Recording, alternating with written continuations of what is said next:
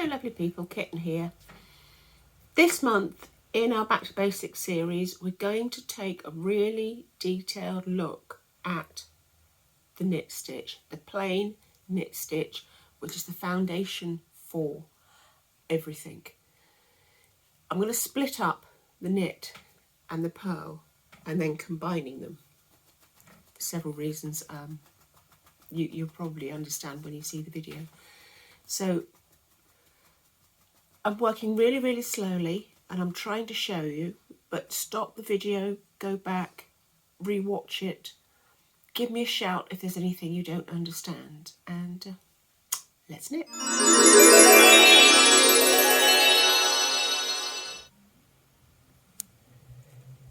I think we'll start with the super chunky in the biggest size. You might be able to see the anatomy of the stitch better, which is what we're looking at.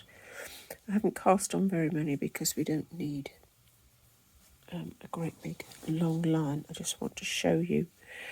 I want to look at the individual stitch, how it works when you're working into the stitch you've already got, and the structure of the stitch, so that when you look at a stitch you will instantly know what it is. I'm going to separate them out, mainly for my own benefit, for my hands, because it takes it out. The handling the yarn takes it out. The pressure, it's not always good. So I've cast on a row. You want to pick up there or there. Just hold it loosely. Don't leave it baggy like that. Don't hang on to it tight.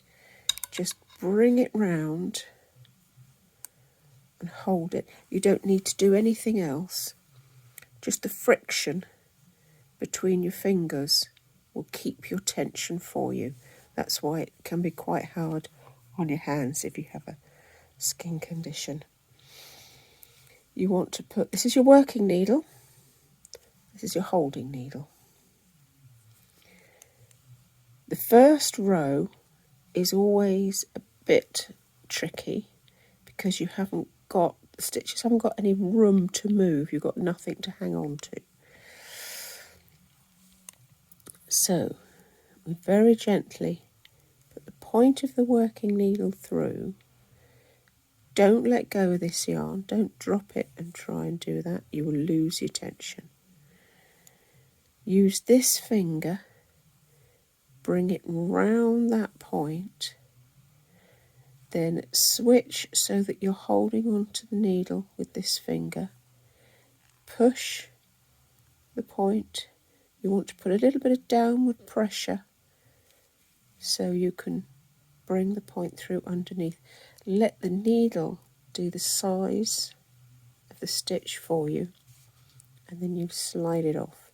And the stitch you've worked goes on the back there and it makes a bump. Okay? That's Eddie making his bed.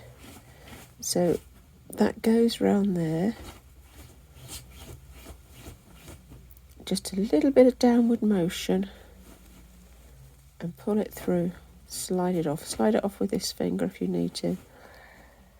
This whole hand is holding this. There's an even pressure right the way down through all the fingers to hold all the stitches in place so they don't slide off. This finger needs to be very versatile because it needs to push that stitch up. This thumb here can pull down so you can get a bit of space. Put the point through, slide like that, bring it up through. That yarn stays in place until you do your next stitch. Push the stitch up, a little bit of downward pressure with that thumb so you can get the point underneath. This finger is just bringing the yarn. Can you see how it's slipping through my little fingers at the back there? And the needle will take the size of the stitch for you. Put your point through. Watch carefully my little finger. you will see the yarn slip through. Keep the yarn this side loose because you want it to slide through this easily. That's where your tension is created. Nothing else, just like that. Point through. You gradually start to learn. These fingers will tell you where the stitches are. So that's your first row. It's flat at the front because you've taken your working stitch to the back. Now we're going to turn round. This is our second row of working a knit stitch. You will find that this front sits a little bit ahead of the back. That gives you the space to slip your point in. Yarn round, pull it through. Everything else is exactly the same. But if you look at this stitch, this bit is slightly, one of my hairs, or the dog hair. Look at that. Trouble with getting old, your hair falls out. This front, slightly ahead. Now this time we're going along, you will find it easier. Once you've gone your foundation row, you will find it easier. Everything is exactly the same, but you've got more to hold on to. You've got all this space to put your thumb. Especially that being super chunky. Super chunky goes up so quickly. You put in the stitch to the back with this needle. So the piece in front is flat and the piece at the back has the bump. Putting the point in,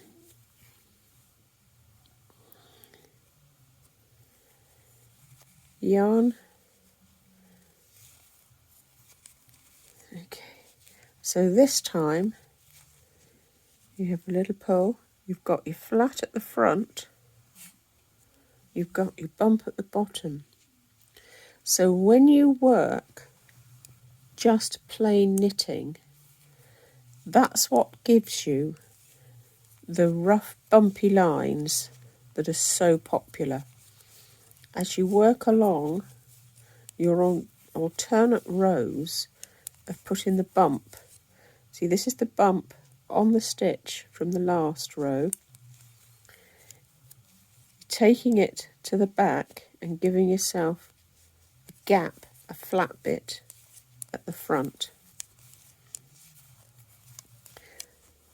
This will help you when you look at a piece and it says worker stitches lie. What it means is you need to look at it and say, oh, that's a knit stitch, I need to knit into it. You get it a lot with Aran patterns and lace patterns, various things like that, when you start doing fancy work, which is why it's critical that I need to teach you the difference between a knit. There is only a knit and a purl stitch to learn. That's it. That's it. Once you've learnt your knit and your purl, that's it. See, there's the bump. You're putting the point in, round. You're taking the stitch to the back, which makes the bump at the back for the next row.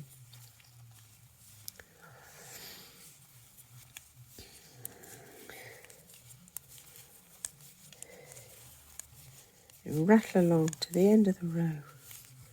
Now you can really start to see it. You can see the rows of bumps, and you can see the flat bits. Don't be afraid to pull it around. It's locked, it's safe, it's secure. You can see the flat bits, and on the other side of the flat bits, you've got the row of bumps. So that is super chunky. This is your chunky, which is going down. See, getting prepared. is going to be really weird, because the difference between super chunky and the 9mm needles, and when we come down to the fine 4-ply, I don't think I could make anything in 4-ply anymore. It's just too small. So this is the first foundation row that you cast on. You need to get your point in there, yarn round, exactly the same thing. There's a little bit of downward pressure to make a bit of a gap to get the point through to get that needle off. We're going down through and around, taking it off. Make the point,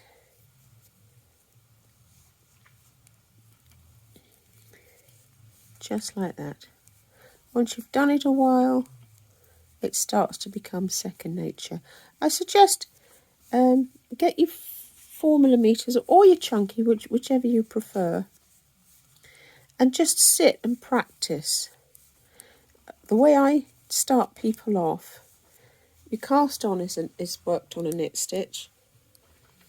Your knit is a knit stitch, obviously, and a cast off is a knit stitch. So you only need a little bit like that to start practicing to get your knit even. Now, something else you will come across once you start working fancy patterns is an instruction that says knit into the back of the stitch. And it is exactly, knitting is very logical, it's exactly what it says on the tin. So you find your stitch, find your point, knit into the back means you've got to come round this bit that's sticking out into the back here, and you knit it. So you've got it, it's a bit tricky because this is the one that wants to be stitched, but if you're going into the back of the stitch, it's at the back there. It's also how you can tell if you've unpicked a big chunk of work. It's how you can tell if you've got your stitches on the right way round. If you've got your stitches on and it's that way round with the back bit sticking out the front, stitch is wrong. Turn it round. It makes a difference because knitting is worked in a grid, and if a part of the grid is slightly different, it will show as something's gone a bit wrong on the grid. So this is knitting into the back of the stitch, and what it does in simple terms is turn the stitch around and give it a little twist effect. Probably won't show until until you can get more, but it gives it a twist effect where this is a smooth uppy downy, up bump down bump up bump. This kind of got a little twisty. It's just a technique, it's just something to know, to bear in mind when you get to the part of doing a little bit more complicated knitting patterns. Occasionally you will find one that says knit into the back of the loop. This is your 4-ply. Yeah, sorry, 4mm. Double knitting, same thing. Your first one is tricky. Point in, around, slip it out. Each stitch uses considerably less yarn than when we were working with the super chunky a minute ago. So you will see less progress through here as to when it goes through. But it's exactly the same process.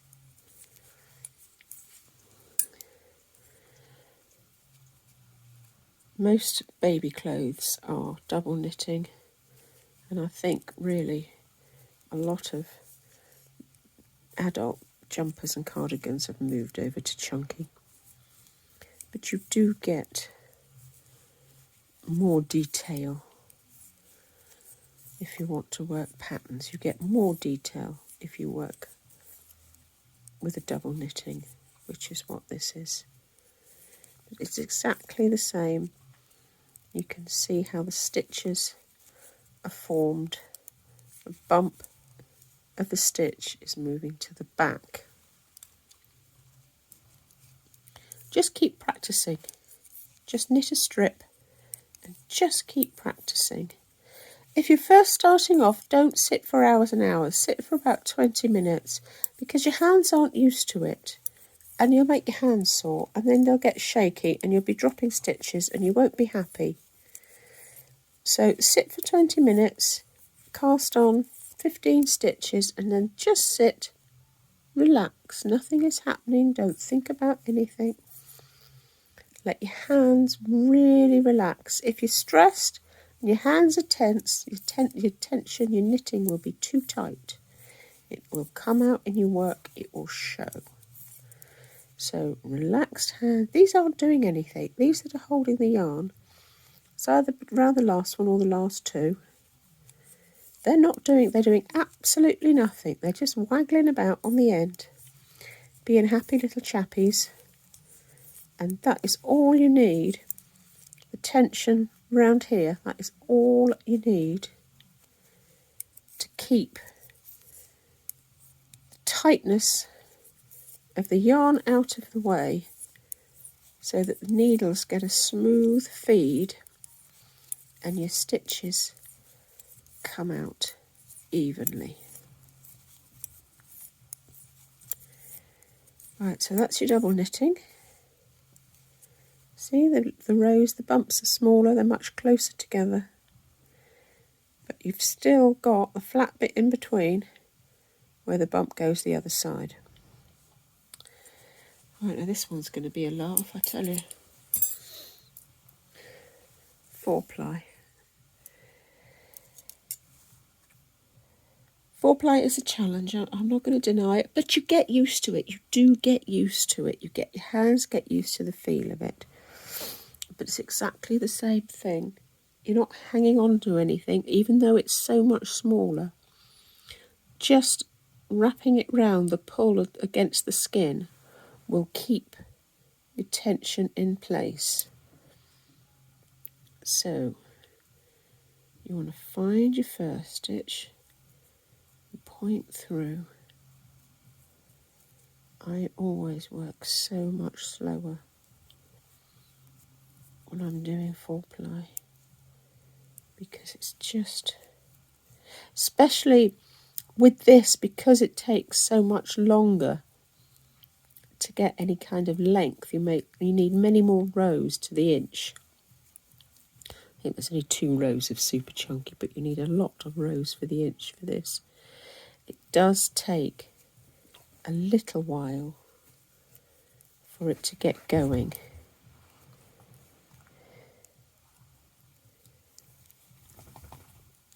So you don't have nearly as much to hang on to.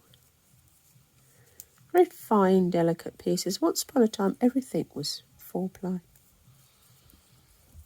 It was when people started off their own bat, doubling up.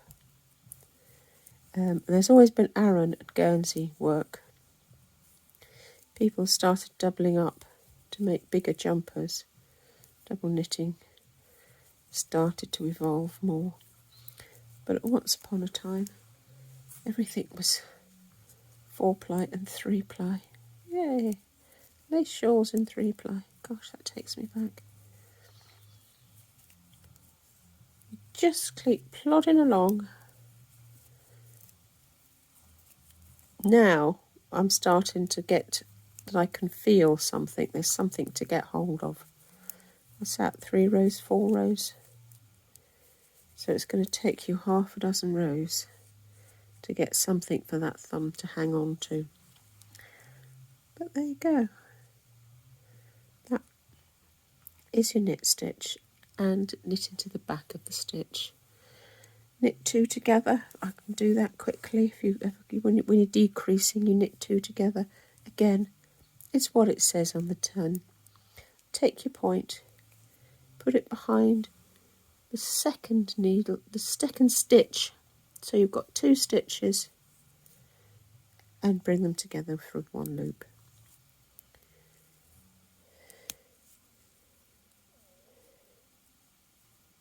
I had to choose this one to do it on, didn't I? I couldn't have done it on the other one that was easier, could I? No. Same thing, even 3 stitches. Don't see 3 stitches very often,